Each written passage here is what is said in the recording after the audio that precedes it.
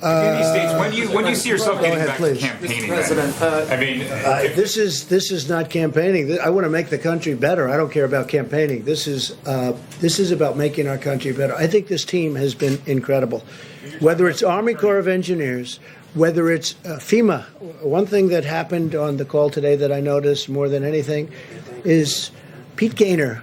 So many governors said, I want to thank you. Pete Gaynor called up. They had tornadoes in a big part of our country this week. And they were all saying that he has been unbelievable. They called one after another. They were thanking us for, that's FEMA. And they were thanking us.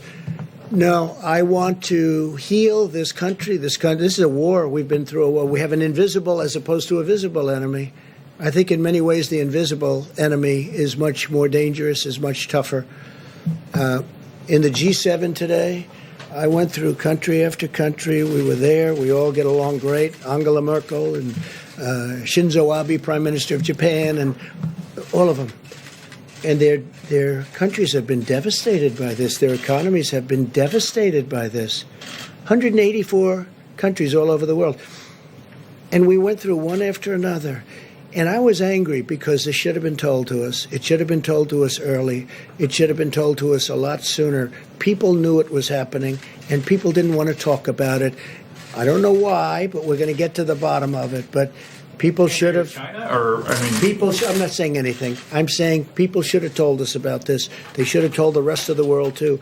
When I looked at Germany talking today, when I looked at France talking today, the European Union was there represented. That represents a lot of countries. Their economies have been devastated, but they're going to build them back.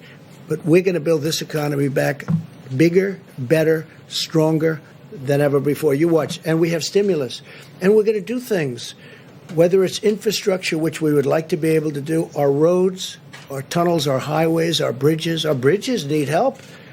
You know, a lot of you have reported on our bridges. A lot of bridges are in bad shape. They should have been fixed 25 years ago, and they're still standing. They have to be fixed.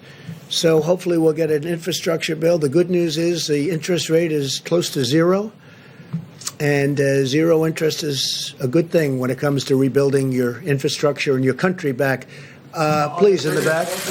Mr. President, walk us through the calendar, if you would. When it comes to Memorial Day or even Pentecost in May, you've got July 4th, Labor Day weekend. What would you anticipate at each of those milestones? Well, I don't like to anticipate because you have a couple of states that are in difficulty, that have made a lot of progress, by the way, and they're either here or they're heading down. But so I'm not going to go in terms of dates, but I think we're going very quickly now. I really believe. I think we're going to have a lot of states open relatively soon. We're beating the date. I said a date of May 1st, and, you know, here we are. And I think you're going to have some nice surprises over the next few days, and that'll be before. And that's big stuff. Some of those states are big. They're big stuff, big, very important states.